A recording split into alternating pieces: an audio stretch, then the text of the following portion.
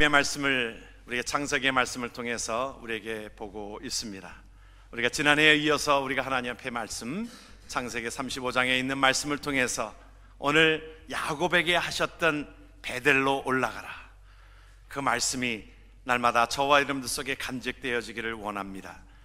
미국의 하버드 대학의 졸업생들 가운데서 남학생들을 인생들을 추적했습니다. 하버드 대학이라고 하면 상당히 좋은 대학이지요. 수재들이 모인 곳입니다. 그 가운데에 268명의 졸업생을 한 교수가, 정신과 교수였던 베일런드라고 하는 그 교수가 추적을 조사했습니다. 72년 동안, 그들이 졸업한 사람 72년 동안 그 추적을 하였는데, 그 가운데 우수한 사람들과 또 사실은 그렇지 못한 사람들의 모든 것들을, 그것을 하나의 통계로 조사를 했습니다. 논문을 쓰려고 하면 이제 그러한 노력이 들어가는 겁니다. 그래서 추적 조사를 해보니까 가장 앞섰던 사람, 상당히 머리가 명석하고 두뇌가 명석하고 그러했던 사람들이 그 인생이 어찌 보면 우리가 보기에는 성공적인 삶으로 살아갈 것 같은데 그러지 못한 삶을 나중에 발견하게 되어진 것입니다. 상당히 그 수석기의 어떤 그 가운데 머리가 뛰어난 그 사람들이 그 나중에 생활을 보면 그렇게 행복하지 못한 삶을 살아가고 또 삶으로 또 그렇게 비극적인 그러한 현상들도 나타났던 것을 발견하게 되어졌습니다. 그런데 행복하게 사는 사람들의 모든 것들을 보면 그렇게 수재는 아니었습니다. 그렇게 뛰어나지는 않았습니다. 그런데 그 가운데에 인간관계가 좋았던 사람들, 또 그래서 서로 사랑하고 그랬던 사람들의 모습을 보면 오히려 그 나중에 생애가 더욱더 행복하게 잘 되었다라고 하는 것을 결론적으로 그가 그 논문에 그렇게 얘기하고 있습니다. 다시 말하면 그가 주장했던 그 모든 것 가운데 논문에서 그가 주장했던 한 가지는 우리 인생 가운데서 어떠한 자기의 어떤 실력과 두뇌와 그런 것이 아니라 인간관계에서 오는 그것이 가장 우리에게 행복을 갖다주고 그 사람을 행복하게 만든다라고 하는 것을 보게 되어졌습니다. 인간관계, 또한 사랑을 주고 사랑을 받고 하는 그 가운데서, 그래서 그러한 자들이 더욱더 행복하게 살더라라고 하는 것을 결론적으로 그에게 말해주고 있습니다. 또한 그 미국의 그 잡지 라이프에서 1000년 동안 그 영향력을 미쳤던 사람들, 위대한 인물들을 발표했는데 100명을 발표를 했는데 그 중에 1등에서부터 4등까지가 어떤 자냐면 1등으로서는 에디슨을 꼽았습니다. 에디슨, 전기 발명하였던 그 에디슨을 뽑았습니다. 그리고 두 번째는 누구였냐면 영향을 미친 가장 훌륭한 인물 중에 콜럼버스를 꼽았습니다. 위대한 대륙을 발견한, 그 신대륙을 발견한 콜럼버스를 들었습니다. 세 번째는 누구였냐면 마틴 루터를 들었습니다. 종교 개혁뿐만이 아니라 그 개혁으로 인해서 문화적인 그 부흥을 이루었던 그 마틴 루터를 뽑고 있습니다. 네 번째는 누구였냐면 지동설을 주장한 갈릴레이를 뽑았습니다. 이 모든 것들이 그것에 전혀 다른 어떤 학설이었지만은 그 가운데 지동설을 주장한 갈릴레이를 뽑을 수 있었습니다. 다섯 번째는 누구였냐면 레오나르도 다빈치를 뽑았습니다. 우리가 알고 있는 레오나르도 다빈치는 화가지만 그는 과학자면서 건축자면서 조각가면서 화가로서 그 모든 삶 속에 영향력을 미쳤던 사람, 5명을 이렇게 1등서부터 5명으로 뽑았는데 여러분, 그들에게 있어서 공통점이 무엇인지 아십니까? 공통점은 세계에 영향력을 미쳤던 사람이고, 두 번째는 뭐냐면 이 모든 5명이 전부 다 철저하게 하나님을 의지한 사람이라는 겁니다. 하나님과의 관계가 바로 되어졌던 사람이라는 거예요. 우리의 삶 속에 가장 중요한 것은 무엇이냐? 우리가 하나의 앞에서 한 정신의사도 그 주장한 것처럼 관계가 가장 중요한 것인데, 인간관계 또한 우리에게 더 중요한 것은 뭐냐면 하나님과의 관계가 바로 되어지고 인간관계가 바로 되어진 사람이 영향력을 미치고 자기의 삶도 행복하게 살았다라고 하는 것을 하나의 전체적인 통계에서 우리가 보여주게 되어집니다. 오늘 야곱의 삶은 상당히 지금 어려운 삶을 지금 지내고 있습니다. 많은 굴곡을 겪었습니다. 힘든 시간들을 겪었습니다. 근데 따지고 보면 그 힘든 모든 어려운 시간들을 보내어지는 그것이 어떤 자신의 욕심과 어떤 탐욕적인 것과 그것으로 인하여 어려움이 오게 되어지지만 그러나 그 모든 것들이 회복되어지는 것이 오늘 말씀에서도 베들로 돌아가는 그 은혜를 우리가 꿈꾸면서 나아갈 때에 그 관계가 하나님과의 불편했던 모든 것들이 관계가 회복이 되어질 때 모든 문제가 해결이 되어졌던 것을 오늘 우리에게 말씀해 주고 있습니다. 오늘 35장의 34장에서부터 35장까지의 그 배경은 상당히 어려움 속에 야곱의 위기 가운데 있는 것을 보게 되어집니다. 그들이 이제 머물렀던 숫곳을 떠나서 세겜 땅에서 그곳에서 살고 있었습니다. 그의 자녀들은 12자녀와 디나가 있었지요. 그 자녀들은 이제 나이가 20대에 들어서게 되어지고 그 가운데에 그곳에 세겜성에 머물고 있을 때입니다. 그런데 그때의 딸 유일하게 있었던 디나의 그 딸이 그 세겜 지역의 히위 족속의 하몰 아들에게 성추행을 당합니다. 강간을 당합니다. 그 당시만 해도 이것은 상당히 큰 범죄였는데 그 얼마나 이뻤겠습니까? 12명 중에 13명 중에 그 딸이 하나 있었으니 얼마나 이뻤겠어요. 오빠들의 사랑을 독차지하고 또 부모의 사랑을 독차지했던 디나가 그 히위 아들 그 가운데의 족장의 아들에게 그 강간을 당하고 그 가운데 너무나도 가슴이 아픈 것입니다. 그렇게 마음이 힘들었던 것입니다. 그런데다가 이 세겜이 그에게 오히려 청혼을 하는 것입니다. 청혼을 하는데 그 가운데에 더욱더 그 오빠들의 마음이 이방인 사람들에게 오히려 그것이 수치스러운 그 부분들이었는데 강간까지 당하고 그 가운데 그것을 그들이 회개하기는커녕 그들이 떳떳하게 그러는 가운데 이 오빠들이 제안을 합니다. 뭐라고 제안을 하냐면 너희들이 이 디나와 결혼을 하려면 너희들 남자들을 전부 다 할례를 행해야 된다. 우리는 이방인들이랑 결혼할 수가 없기에 이 할례를 행해야 된다. 그렇게 얘기합니다. 그러니까 그러마하겠다고 그래요. 그래서 장정들이 다 할례를 행합니다. 그들의 꾀는 그 할례를 행하면 여러분들이 아시는 대로 할례를 행하면 며칠 동안 이게 어그적 거릴 수밖에 없습니다. 그렇잖아요. 그런데 그 가운데에 그들이 야곱의 아들들이 그들을 대적하여서 그들을 다 완전히 몰살시켜 버립니다. 세겜성에 있는 그 모든 남자들을 다 완전히 멸족시켜 버립니다. 그러고 나니까 야곱이 그 가운데 상당히 괴로웠던 것입니다. 왜냐하면 세겜성에 있는 그들과 함께 동맹을 맺었던 그 족속들이 이들을 이제 해하려고 쳐들어오고 있는 이 와중에 있는 것입니다. 상당히 위기 가운데 있는 거예요. 얼마나 위기가 있었냐면 34장 그 말씀을 적어놓고 있습니다. 뭐라고 말씀하고 있어요? 30절에 야곱이 시므온과 레위에게 이르되, 상당히 힘들게 하였던 자지요, 너희가 내게 화를 끼쳐 나로 하여금 이 땅 주민 곧 가나안 족속과 브리스 족속에게 악취를 내게 하였구나. 나는 수가 적은즉, 우리 민족은 이렇게 수가 적은데 그들이 모여 나를 치고 나를 죽이리니 그리하면 나와 내 집이 멸망하리라. 여러분, 위기를 정하고 있는 것입니다. 상당히 모든 것들이 어려운 지경에 있습니다. 너희들이 그 분노를 참지 못하고 결국 분노 가운데서 그 가운데 너희들이 그 모든 멸족시켜진 그 족속이 결국 동맹국으로 인하여 우리가 이제 쳐들어오는 그 가운데 우리가 다 죽게 되었다 이 말이에요. 상당히 위기 가운데 있었던 것을 오늘 말씀을 통해서 살펴볼 수 있는 것입니다. 그런데 그때에 하나님 앞에 어떻게 하면 좋겠습니까? 여러분, 우리가 살아가는 데 있어서 우리가 이런 위기들이 많잖아요. 우리가 살아온 인생을 따라 돌아보면 상당히 위기가 많았습니다. 힘든 시간들을 다 맞이하였습니다. 여러분들이 지금까지 생존해 온 것도 상당히 하나님의 은혜인 것입니다. 우리가 옛날만 해도 지금도 전체적인 세계 인구 가운데서 보면은 나아서 생존하는 확률이 50%밖에 되지를 않는답니다.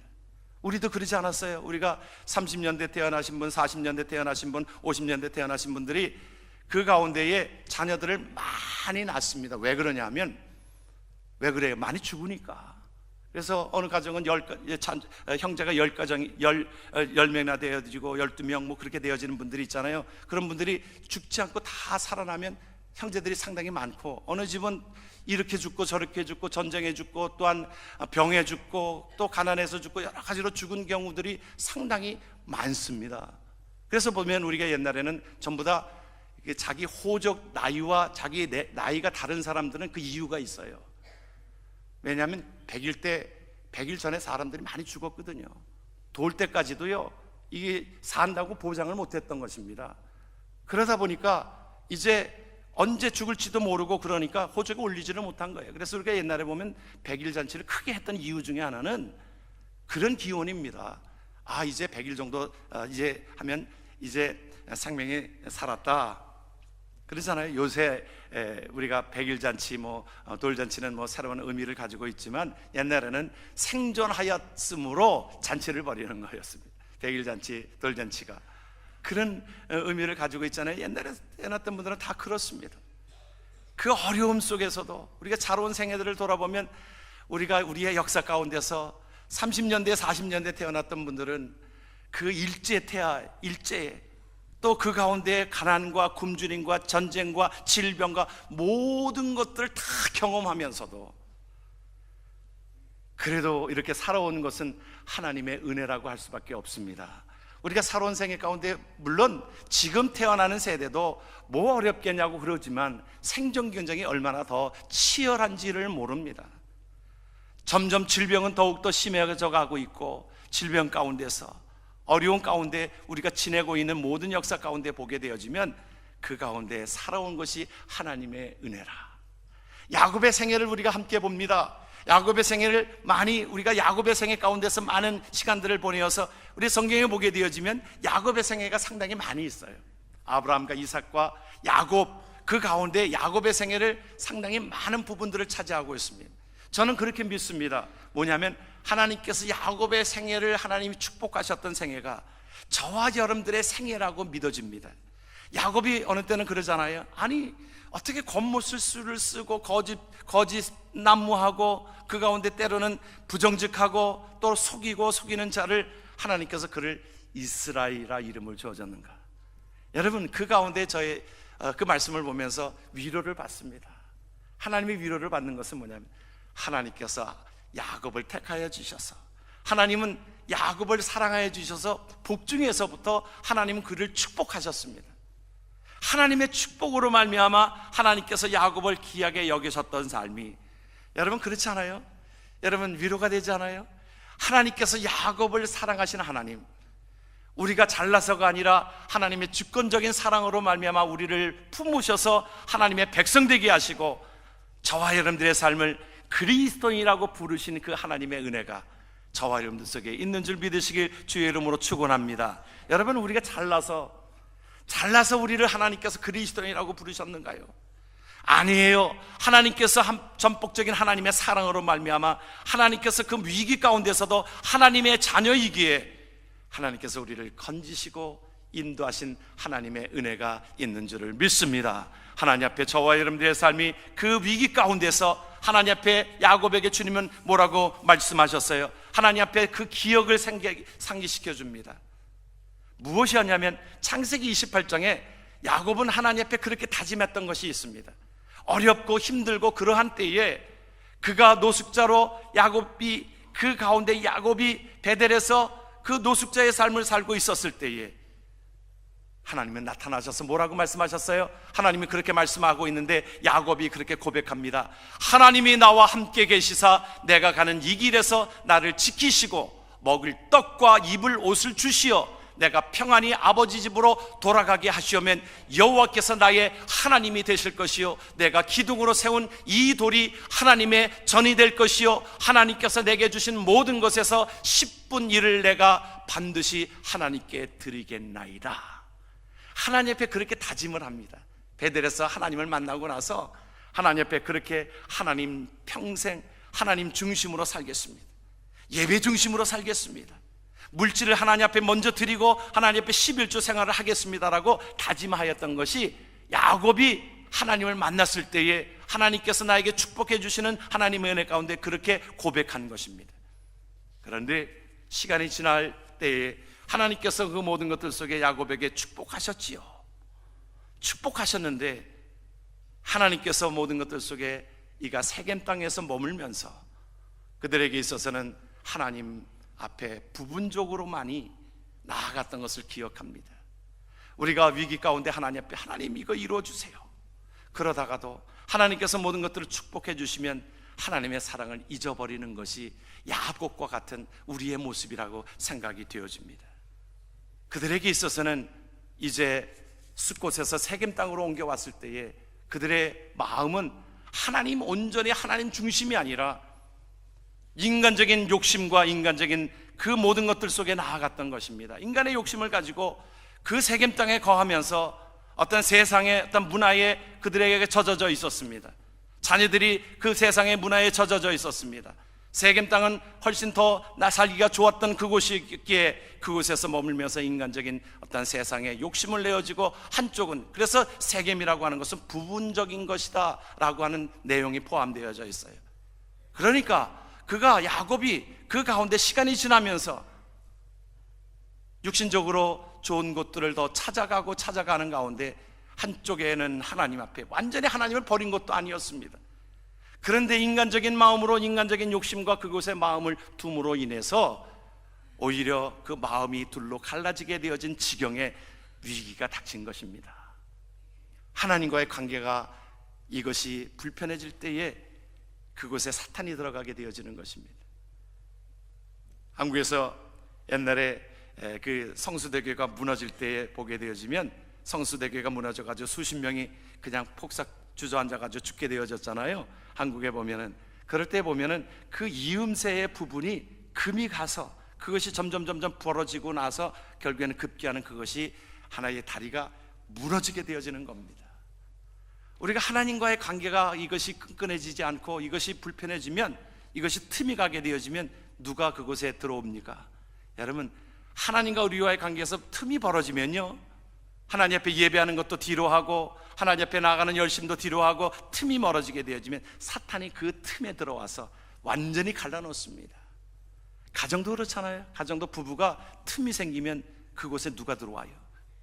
제비가 들어오잖아요. 예? 예? 제비가 들어와가지고 희한한 곳에 가가지고 그 남모르는 남자를 보면서 또 그냥 이상한 소리에 넘어가고, 제비 한 마리 키우시지요. 그러면 또 그냥 넘어가게 되어지고, 남자와 여자 부부간에도 마찬가지 아닙니까? 그 틈이 생기게 되어지면 교묘하게 그것이 들어오게 되어져서 갈라지게 만듭니다. 하나님과의 관계에서도 그렇습니다.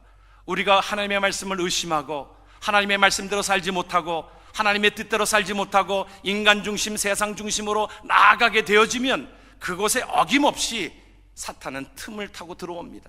전에도 말씀을 드렸듯이 이 뱀이라고 하는 것을 우리가 사탄의 어떤 상징물로 우리가 생각되지 않습니까?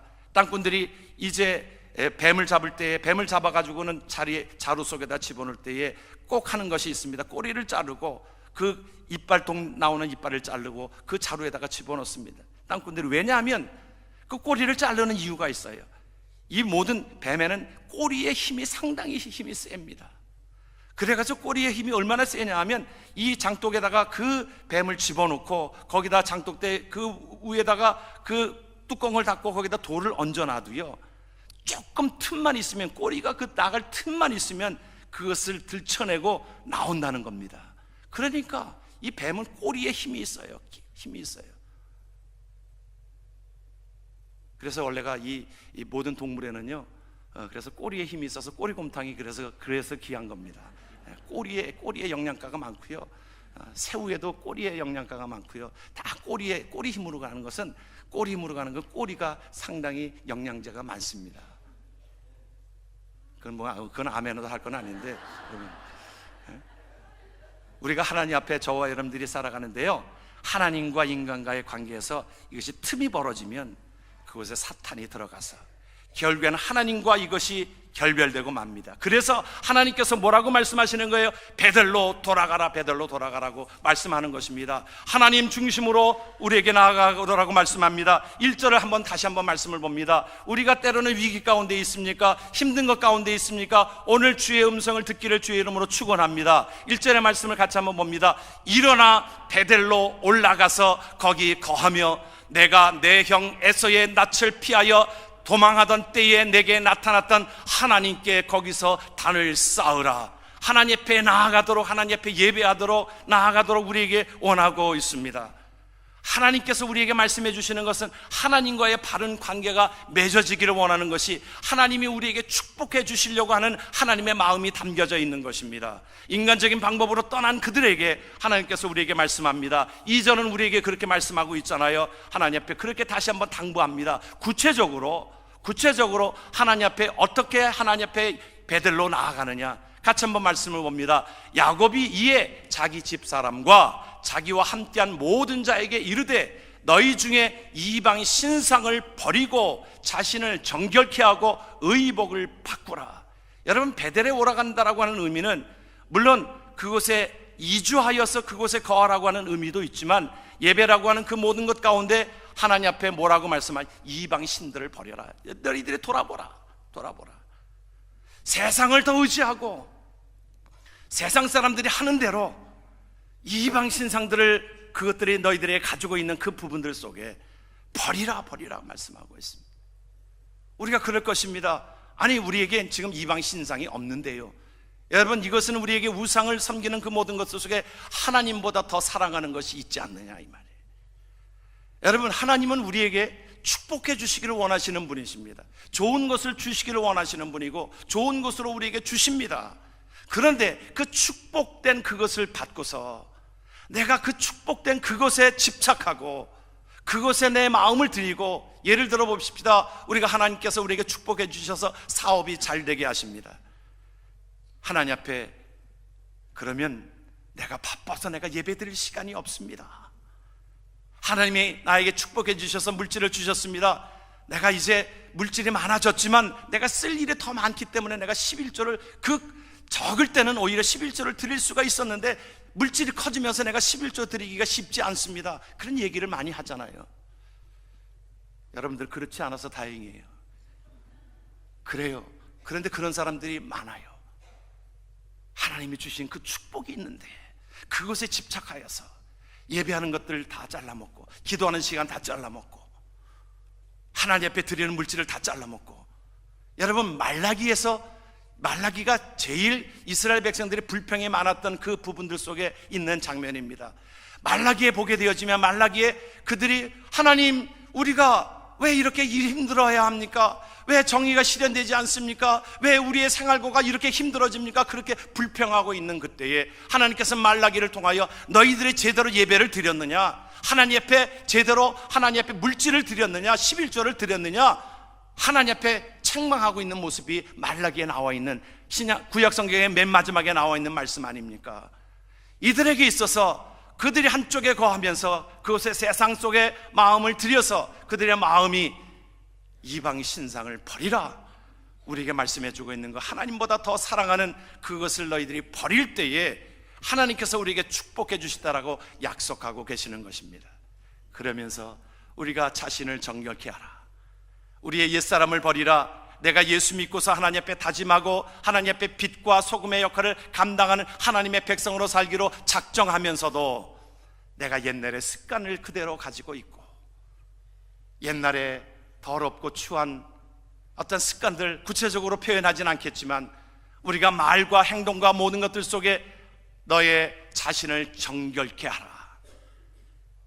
예수를 믿기로 작정하였으면, 내가 예수 믿기로 작정하고 하나님 앞에 그렇게 살기로 작정하였으면 하나님 앞에 빛된 삶을 살아가야 되는데, 어둠의 자식들, 그대로 내 삶이 옛날 것을 그대로 답습하는 그 모든 것들을 우리에게 말씀합니다. 자신을 정결케 하고, 뭐라고 말씀합니까? 의복을 바꾸라, 옷을 바꾸라. 우리가 예수를 믿으면 뭐라고 말씀하셨어요? 새 사람이 되었다라고, 새 옷을 입었다라고, 심령을 새롭게 하라고 그렇게 말씀합니다. 옷을 바꾸라고 하는 것은 삶의 방향을 바꾸라는 거예요. 회색 시대에 있는 것이 아니라 여호수아가 그렇게 말씀하고 있잖아요. 오직 나와 내 집은 여호와만 섬기겠다. 여러분, 이것이 저와 여러분들의 고백이 되어지길 주의 이름으로 축원합니다.